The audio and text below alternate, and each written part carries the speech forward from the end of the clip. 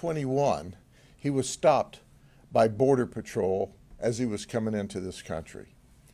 This was the Biden administration, so they gave him a court date and they released him. That's right, catch and release.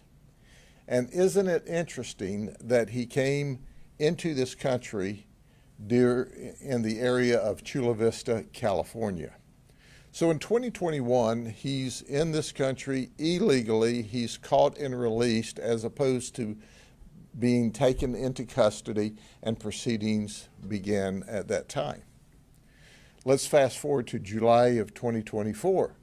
He's arrested in Galveston, Texas for DUI. Apparently, he doesn't show up for court. Now, I don't know whether or not Galveston reported him to ICE when they arrested him for being in the country illegally or not. I can tell you in 2024, we always reported people to ICE that we came into contact with. In fact, we did a daily report of everybody we arrested so that they could interconnect it with their database. So I'm going to presuppose that happened in Galveston, Texas as well.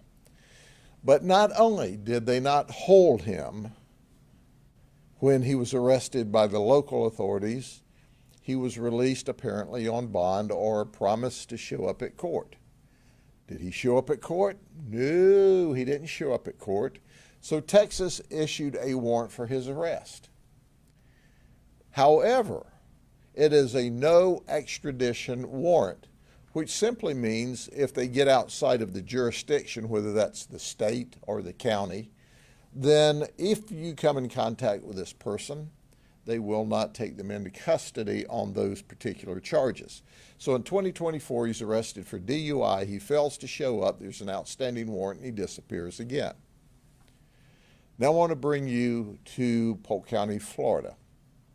This morning, HSI detectives, investigators, special agents have a lead that he is at 1009 Buccaneer Drive in Lakeland. Now, I must tell you that Buccaneer Drive is a pretty rough area. So they send two agents by themselves to Buccaneer Drive because they have information that he's there, and now there's a warrant for deportation.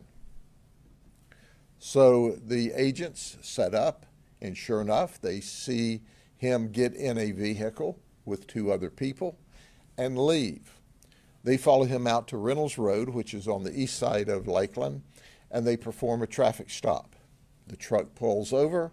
They determine Dennis is in the passenger side of the truck. The female ICE agent or HSI agent is on that side of the truck. So the male ICE agent walks around from the driver's side to the passenger side, where they immediately inform him that they're going to take him into custody. And he tries to run. When he tries to run, then the male agent grabs him and goes to the ground with him. And a scuffle ensues. I'm told that the fight lasted about 5 minutes. Now, ladies and gentlemen, a 5-minute fight is a long time. During the fight, finally, the female ICE agent is able to spray with pepper spray, and Dennis turns loose of the ICE agent, who he has successfully gotten on top of and is holding down. Then Dennis Miranda jumps up and he runs into the woods. The HSI agents chase him into the woods until they lose sight of him and ultimately summon the sheriff's office. We sent a legion of people. We sent a helicopter. We send drones. We send K-9. We send supervisors. We send deputies. So we're creating a walled off area in efforts to take this guy into jail, who's now not only wanted on his deportation order, but now he's committed a battery on a federal agent. That is a third-degree felony, except he's illegal, which makes it a second-degree felony. It's serious. And now we know that our male agent has an injured shoulder. I don't know the extent of whether it's just dislocated, but he's injured and he has to be transported to the hospital. In the meantime, Dennis Miranda goes up onto a loading dock and hides among some 55-gallon drums on the loading dock. An employee sees him hiding and asks him what he's doing there. And he asks for a glass of water. So the employee goes back in, locks the door, dials 911 and says, hey, I've seen the deputies out here. There's this really strange person on our loading dock, and we send resources there. He's fled again. We continue the pursuit. While we're setting up with our canines to deploy, he runs out toward the edge of the perimeter, and Lieutenant Katsoulis takes him into custody without any further problems. Now, we have him under arrest. He's smiling. I bet we've wiped the smile off of his face. And the reason I think we've wiped the smile off of his face, he's charged with battery on a law enforcement officer. That's now an F2 instead of an F3 because he is illegally in the country and the state of Florida. He's charged with resisting with violence, which is now an F2 instead of a F3.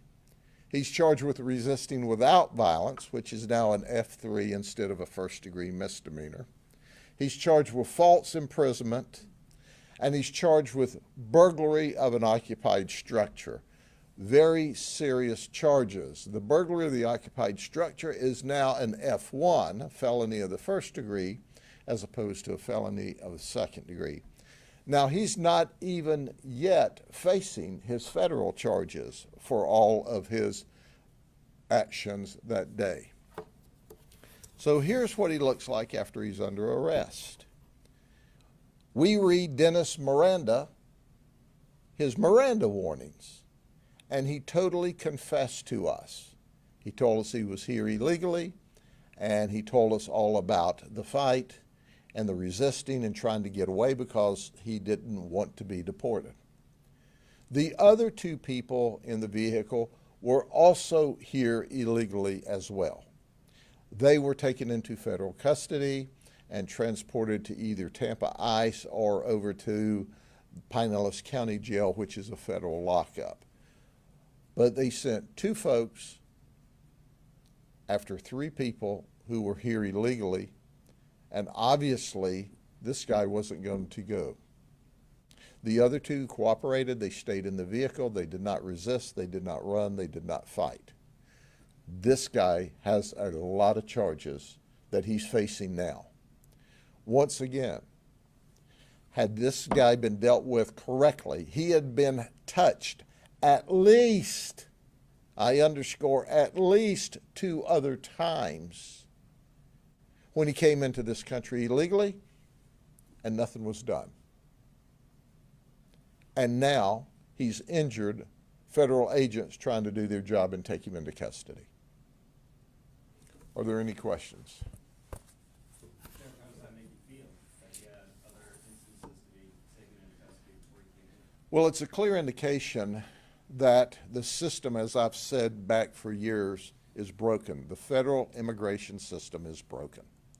Had they appropriately dealt with him instead of catch and release in 2021, none of this would have happened. None of it. But as we all know, people were allowed to violate the law and flow across this border illegally. And you see the end results. We have an injured federal agent.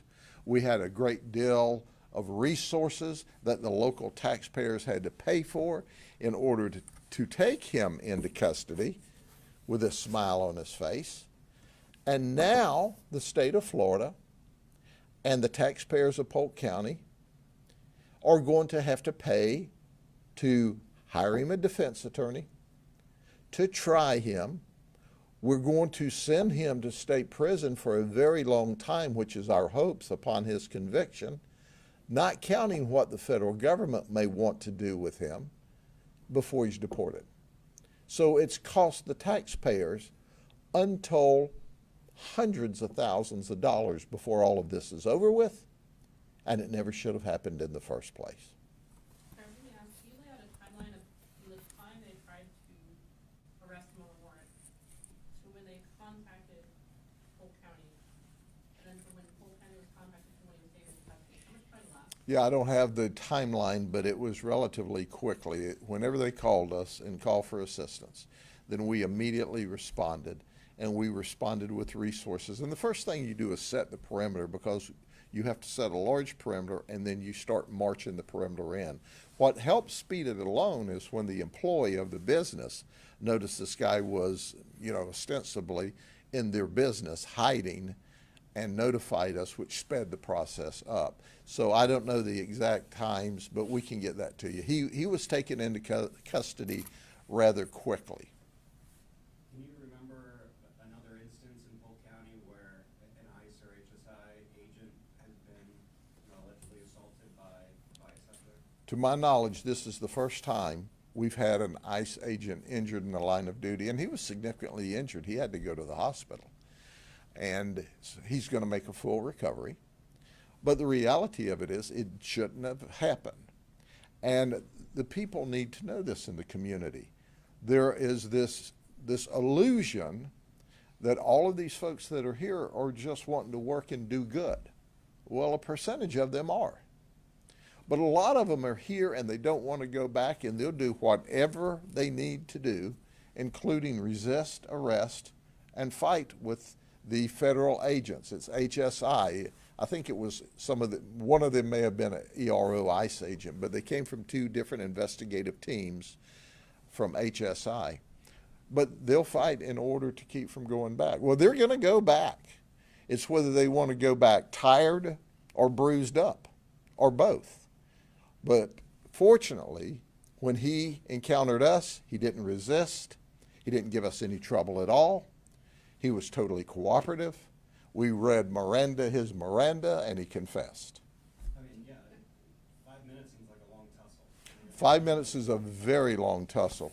And I know that they did not summon us until after the tussle, after he ran, and they pursued him, and he was lost in the woods. That's when they notified us. So then it begs to ask the question, you've also spoken publicly about some of your frustrations with the federal government, for lack of a better word, poaching some of your folks, with huge bonuses, et cetera. How is that relationship now, especially since, you went public trying to get, some public awareness? Oh, our relationship is wonderful. I said at the time, and I'll repeat for you now, whenever they offered their hiring bonus because they received the ability to hire a lot more ICE agents, which they needed, I had no problem with their hiring bonus. I had no problem with them recruiting. If they run ads on television, put up billboards, that was okay. What angered me was when the Washington decision makers decided that they would take data off of government forms that we submitted to them so that we could be trained to help them, and then emailed our deputies directly. That was low rent and unprofessional. I said it then and I say it now. Kristi Noem needs to get a grip on that. We're her best ally. We are her force multiplier. And then she's here poking us in the eyes, and she knows better than that. And she gets the credit for it or the blame for it because they work for her. Now, let me flip the coin here. Garrett Ripa is the field office director. He's the big boss in Florida. And all the ICE supervisors here, and CBP chief, Denise, all of them are tremendous. We enjoy working with them. We're hand in glove with them. They didn't create any of this problem. In fact, when I called Fod Ripa I'm the one that told him. He didn't know that they were recruiting out of Washington in that manner using government documents that we gave them so we could be trained, so we could help them. He had no idea, and he was very angry. He apologized profusely, but he had nothing to do with that. And our work ethic is that we're mission oriented to do what's right. And ICE needs help, and we're going to make sure that we help them. And we enjoy working with them, quite frankly. There's not enough of them, and there's not enough capacity. But Governor DeSantis made it clear that the agencies across the state of Florida are going to help ICE do their job. And we're eager to keep people safe, starting with the worst first, and take them and turn them over to ICE.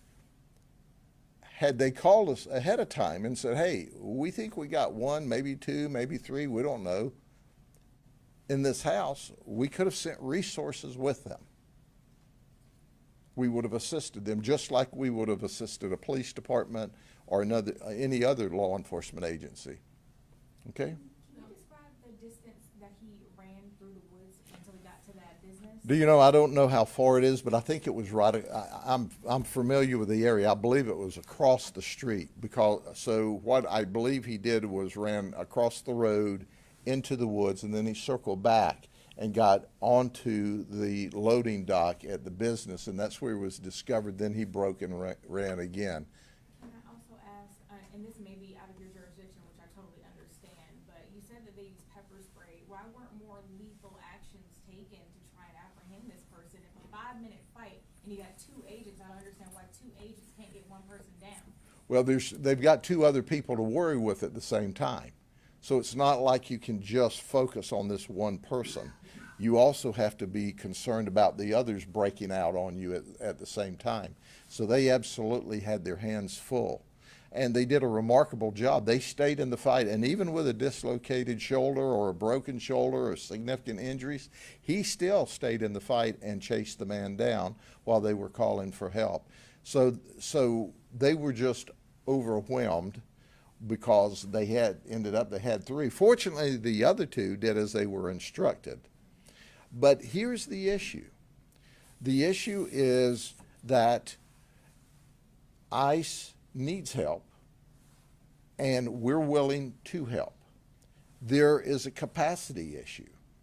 But make no mistake about it. If you're here in this country, in this state, and certainly in this county illegally, and you're violent, you violated the laws, we're going to take you into custody. There's a warrant out for you for deportation. There's about 1.5 or I've heard 2 numbers, 1.4 and 1.5 million ICE warrants in the National Crime Information Center nationwide. A proportion of those, and I don't know what that is, are in this state. So when we find that there's a deportation warrant for you and or you're violating the law here and we bump into you through our normal course of business, we're going to take you into custody. Yes, ma'am. Let me ask, you talk about the cost of today's operations to taxpayers, but you also mentioned making sure that he has a public defender or that he's prosecuted for the crimes that have to be being charged with today. Yes. Before deportation. Yes. Isn't that an additional cost to Polk County taxpayers, and why? Most of this cost will be to the state of Florida because the state's got to provide him with an attorney to represent him, and then the state's got to prosecute him, and upon conviction, then he's got to go to state prison. Then, of course, the county had all the resources that we had to put in place to take him into custody after he fought with, injured, resisted arrest, and fled from the 2 HSI agents.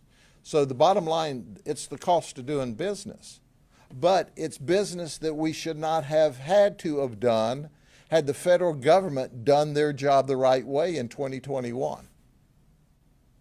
I guess my question is, why not let him go to ICE custody and let him be deported? he would have gone to ICE custody and been deported until he committed these other crimes. Now, he's going to go to state prison once we convict him. And then when he gets out of state prison for his transgressions, then he'll be deported. But the bottom line is, when you lay your hands on a federal or local law enforcement officer, when you resist arrest, when you commit felonious battery, when you break into an occupied structure, that's serious felonies. And now, your simple, not much of a criminal history that we know of, just turned into big-time criminal history, and you created that.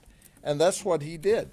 Dennis created every bit of his problems today, and the thought would never enter my mind to now put him on a plane and ship him away after his felonious conduct this morning until he pays the price.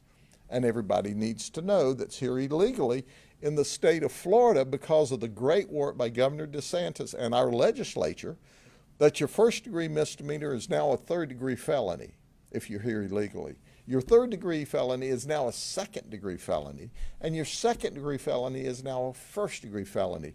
So a first-degree felony is 30 years that he could get, not counting his federal charges. So first time out, will he get 30 years? Probably not. But the rule of law is important, and that's what keeps us all safe. And that's why Polk County crime is at a 53-year low in our jurisdiction and our service cities that we police. But I am angry. I'm angry anytime somebody jumps on a law enforcement officer and injures them. Now, whether he's my deputy or a federal agent or a state trooper, makes no difference, or a city police officer.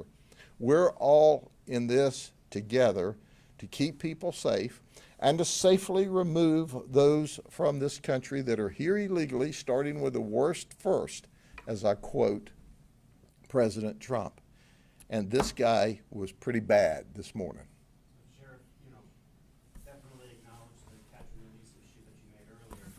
You did say, though, that, in this particular case, it would have been nice to have, to get a call and to be there so you could help them, with this arrest attempt. Is that something you communicated subsequently to ICE here locally? Like, why didn't you call us? We could have helped you. Do you know, I have a very close working relationship with the ICE supervisors, and I cannot say enough good things about them. And certainly we will have that conversation again. They already know, and we've already espoused to them, look, if you're going to a home and you have a warrant and you ask for backup, we will go there and back you up while you do your federal job. So they decided not to do that on this occasion. I don't know why. But the bottom line is they don't have to notify us. What we do know, anytime you have a show of force, you're less likely to have resistance.